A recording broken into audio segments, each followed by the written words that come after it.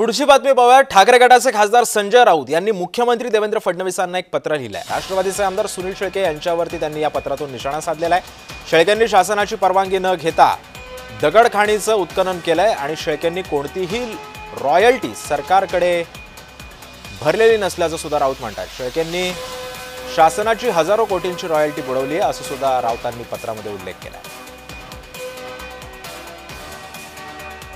सरकारला समर्थन देणारे पक्ष त्याचे आमदार आणि खासदार कशा प्रकारे महाराष्ट्र राज्याची लूट करतायत आपण काल पाहिला असेल।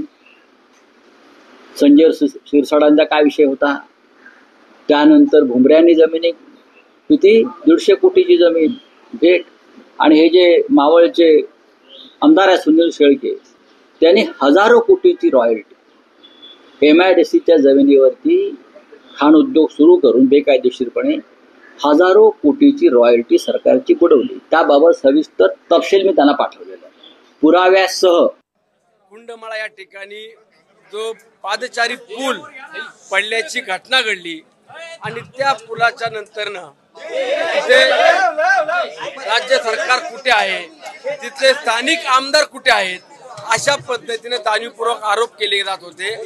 आणि त्यानंतरनं त्या पुलाकरता सरकारनं काय केलं तर त्यावरती 8,000 रुपये दिले, 80,000 रुपये दिले, असे वेगवेगळे आरोप ते सातत्याने करत होते।